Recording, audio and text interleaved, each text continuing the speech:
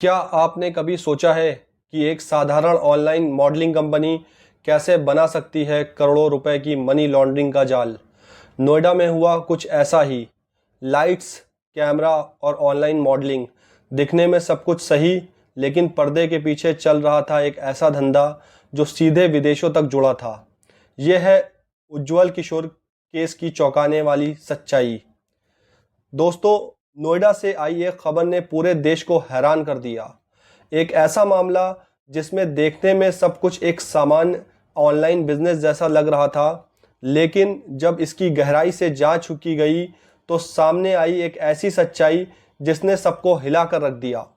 हम बात कर रहे हैं उज्जवल किशोर और उनकी पत्नी नीलू श्रीवास्तव के उस मामले की जिसने भारत में डिजिटल मॉडलिंग और ऑनलाइन कंटेंट इंडस्ट्री की सच्चाई को उजागर कर दिया। ईडी ने मार्च 2025 में नोएडा के सेक्टर 105 स्थित एक फ्लैट पर छापा मारा। ये फ्लैट सुबुदगी वेंचर्स प्राइवेट लिमिटेड नाम की कंपनी के नाम पर था। पहली नज़र में ये जगह एक साधारण ऑफिस या स्टूडियो लग रही थी, लेकिन जब टीम ने वहां तलाशी ली तो सामने आया अत्याधुनिक कैमरा सेटअप, लाइट सिस्टम, कई कंप्यूटर और स्क्रीन पर दिख रहे लाइव स्ट्रीमिंग प्लेटफॉर्म जो सब कुछ बयां कर रहे थे कि यहाँ कुछ और ही चल रहा है। जांच के दौरान पता चला कि उज्जवल किशोर और नीलू श्रीवास्तव अपने इस फ्लैट से एक ऑनलाइन स्टूडियो चला रहे थे, जहां पर मॉडल्स को बुलाया जाता था और वेबकैम के जरिए लाइव स्ट्रीमिंग कराई जाती थी।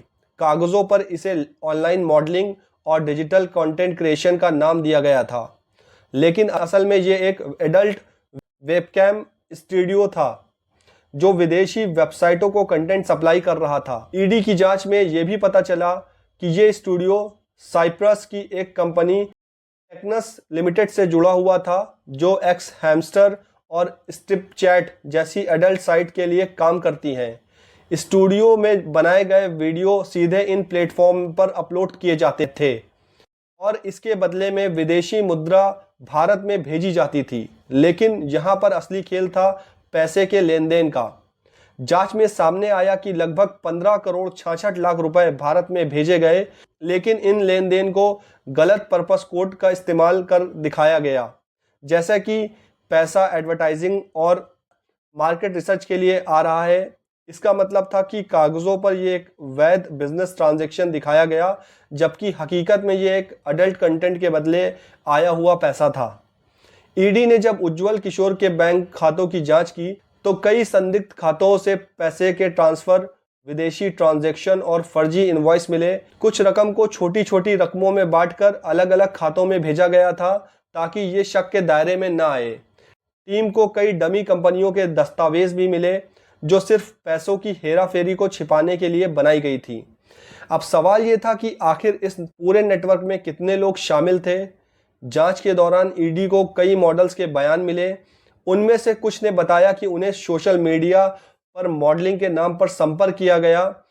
उन्हें कहा गया कि ये सिर्फ लाइव इंटरेक्शन है, कोई अनुचित कंटेंट नहीं होगा। लेकिन जब वे मॉडल वहां पहुंची तो माहौल कुछ और ही था।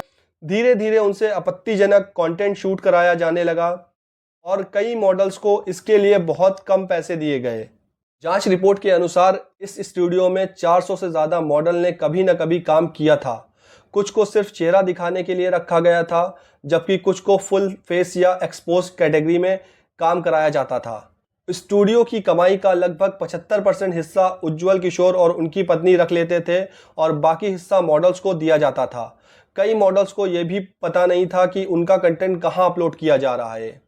ईडी ने जब इनके इलेक्ट्रॉनिक डिवाइस और सर्वर की फॉरेंसिक जांच की तो उसमें विदेशी आईपी एड्रेस, पेमेंट गेटवे और वर्चुअल वॉलेट्स के सबूत मिले।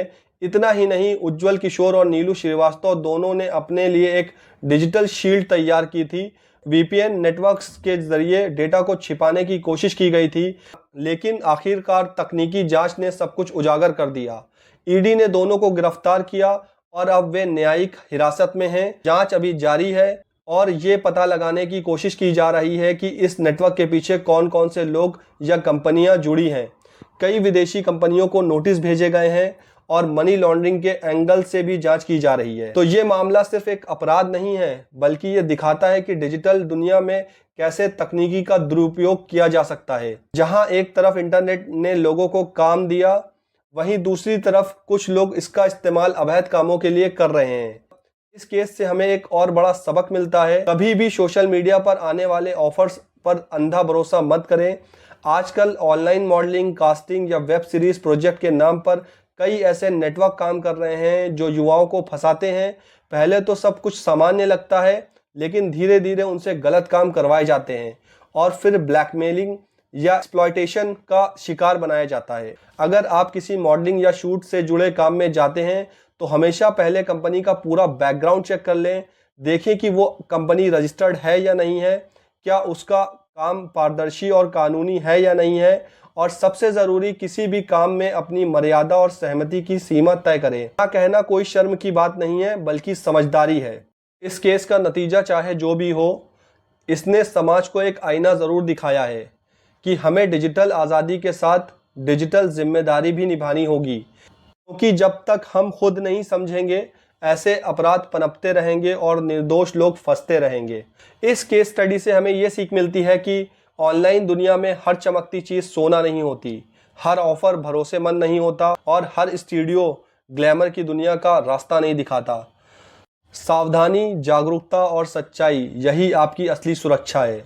अगर आपको ये केस स्टडी जानकारीपूर्ण लगी हो तो वीडियो को लाइक कीजिए, चैनल को सब्सक्राइब कीजिए, ताकि रियल क्राइम को डिजिटल फ्रॉड से जुड़ी हर सच्चाई सबसे पहले आप तक पहुंच सके।